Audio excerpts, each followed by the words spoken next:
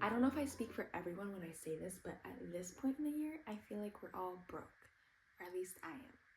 And that means no money left to buy groceries for ourselves. In today's video, I'm gonna give you 5 helpful tips on how to have a successful grocery trip.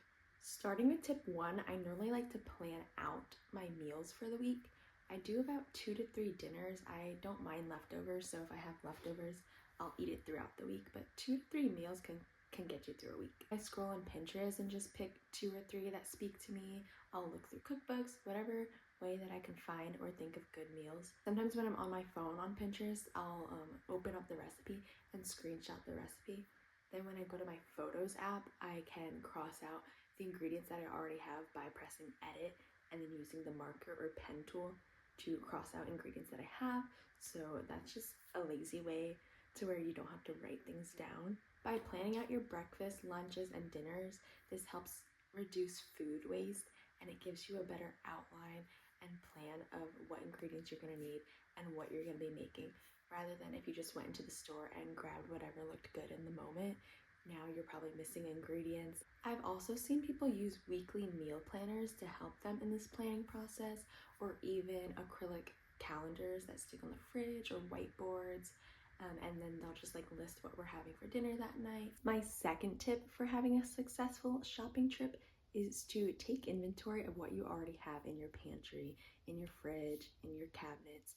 You might have some ingredients that could spark an idea of what to have for dinner, or you might just avoid buying the same spices that you already have, or the same, I don't know, potatoes that you already have in the back of your pantry. Or look at the meals that you already planned and check your pantry and see if you have any of those ingredients already in your house. Taking inventory of what you already have helps prevent you from buying multiples of what you already own.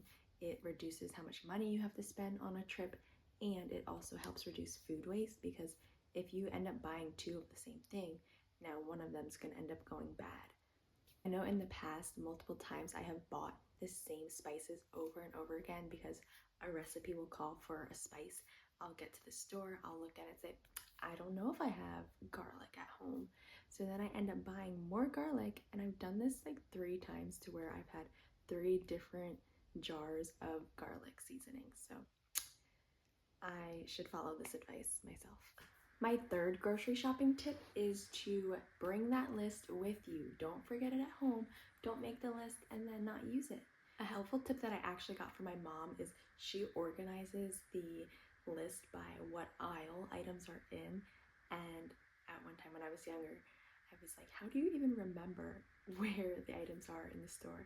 And she's like, I've been shopping for so long, trust me, I know. So you'll just get that good where you know where everything is. You could put all your dairy products together. You could put all your cereal in aisle 5.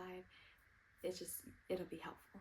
My fourth tip is going to be using coupons, sticking to your budget, not buying something that's off of your list. So this tip number 4 is all about budgeting. I like to try to spend $200 a month on groceries. It's just me, so it's not that big of a deal, but it can be challenging. So each week I allot $50 to my grocery budget. But my best piece of advice to stay within your budget is to write your list and then go onto the store's website. So for example, I shop at Aldi, and I'll go onto Aldi and look at their products, and I'll type in apples. How much are apples? I'll write that on my list. How much are chips? I write that on my list. Then I add all those numbers up, and it gives me my total price. This way I'm not standing at the register and I'm like, oh, I went over by $20. No, instead I'm sitting at my desk and taking off any food items that don't fit the budget and trying to stay within the $50. My last tip, and that's tip number 5, is to time your shopping trip strategically. This means going at a good time in the day. Either that's really early, or honestly, I've been going late at night on a Tuesday and hardly anyone's in the store, so I can be in and out, no one's in my way, and the hustle and bustle has already died out. Another good tip for timing your trip perfectly is to eat before you go.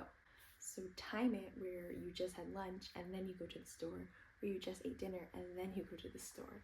Don't go to the store hungry. I feel like we all know this at this point, but it's just important to include. Overall, timing your trip perfectly avoids you running into big crowds, and it avoids you just being so overwhelmed that you can't even think, which is why we look at our grocery list. But I just like going at a good time. I normally go at like 7 o'clock at night, which gives me about an hour to shop before the store closes. But then I'm home, I put my groceries away, and I go to bed. So if you stayed to this part in the video, I have already put my groceries away. I've probably eaten a few snacks that I've bought, and now I'm gonna go ahead and end the video here, but be sure to follow these tips in order to save money, save time, and have a successful grocery trip. Bye!